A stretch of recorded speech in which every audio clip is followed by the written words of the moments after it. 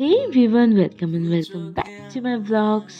তো এটা আমি স্টার্ট করছি রেডি হওয়ার পর থেকে, বিকজ সেদিনকে বহুত তাড়াতাড়ি করে সব কিছু করতে হয়েছে। বিকজ দাদাকেও সাজিয়েছিলাম, তারপরে জিজু এসেছিলো সাজতে, তারপর আমি আর মা সেজেছি, তারপর মা আমার খোপা বোপা এইসব করছিল, যেটা কিনা আমি পরে কি খুলেও ফেলেছিলাম।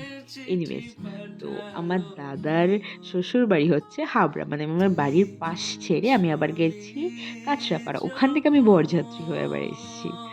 যাই হোক, প্রথমে আমরা ড্রিঙ্কস খেলাম আমি জিজু মিলে, তারপর আমরা একটু ছবি তুলতে গেছিলাম। তার মাঝখানে আবার দিদি ডাকলো, তো দিদির সাথে আমি আরেকটা মকটেল খেলাম। তারপর এখানে আমি আর জিজু ছবি তুললাম, আমি কিছু নিজের সিঙ্গেল ছবিও তুললাম। তারপর এদের বিয়ে হচ্ছিল, বিয়েটাকে এনজয় করলাম। আমি বিয়ের থেকে বেশি রাত্রেবেলা জায়গাটাকে এনজয় করেছিলাম, ট্রাস্ট মি। এই যে শুরু হয়েছে, ঠিক আছে, এরপরে আমি আর ভয়েস ওভার দিচ্ছি না, তোমরা একটু কথাগুলো শোনো এদের সবার।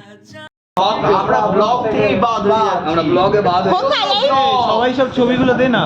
দেবো না দেবো না দেবো না ছবিগুলো দে। দেবো না। আরে ব্লগার ঘুরে বেড়াচ্ছে, দুদিন ধরে ঘরে কিছু করতে টের পেলাম না। হ্যাঁ, আমরা নাকি কিছু পেলামই না টের। কি? আরে আমি যখন ঢুকছি, এন্ট্রি হচ্ছে, আমি দেখছি যে ভগ কেউ হচ্ছে, একজন কিন্তু ভগ বসে হচ্ছে, ভগ হচ্ছে। আলপনা দিচ্ছিলাম আমি। আলপনা দিচ্ছিল। হ্যাঁ, তিনটে অবধি আলপনা। বসে বসে আলপনা দিচ্ছিল। তখনও সামনে ভিডিও চলছিল। তখনও সামনে ভিডিও চলছিল, ভিডিও চলার জন্য আলপনাটা দিয়েছি। না, বুঝতে পেরেছিস তো ব্যাপার? আলপনার জন্য ভিডিও না, আলপনার জন্য ভিডিও না, ভিডিওর জন্য জন্য আলপনা। কিন্তু আজ পর্যন্ত আমি সেই আলপনাটাই দেখতে পেলাম না। কারণ তুমি ঢোকোইনি পরে ওইখানে। এই দেখো, সারা রাত আমার পিছন লাগার পরে সকালবেলা নিশ্চিন্তে ঘুমাচ্ছিল। অ্যাকচুয়ালি ব্যাপারটা হচ্ছে, অনেস্টলি আমরা প্রত্যেকে প্রচণ্ড টায়ার্ড ছিলাম।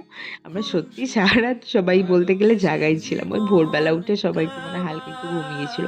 তারপর বৌদিদের বাড়িতে এসে বৌদিরা যখন রুম রেডি করে দিল, তারপর নিশ্চিন্তে 3-4 ঘন্টা মতন ঘুমিয়েছিলাম। তারপরে এই কান্নাকাটি ছিল বলে ওই ক্লিপগুলো আমি নেয়ার প্রয়োজন বোধ করিনি। যাই হোক, তারপরের দিন হচ্ছে এটা সন্ধ্যাবেলায়, এর মধ্যে আমি ভ্লগ করার টাইমই পাইনি।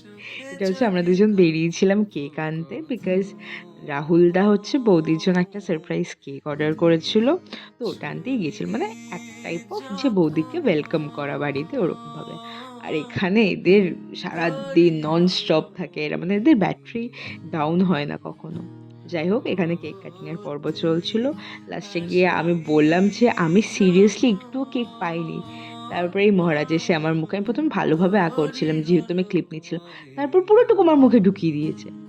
যাই হোক, তারপর আমরা রাত্রেবেলা আবার বেরিয়েছিলাম লং ড্রাইভে। তো চলো, আজকের জন্য এইটুকু, মানে আজকের জন্য না, বিয়ের ব্লগ শেষ, ঠিক আছে, আর ব্লগ করি। তো চলো, টাটা, বাই।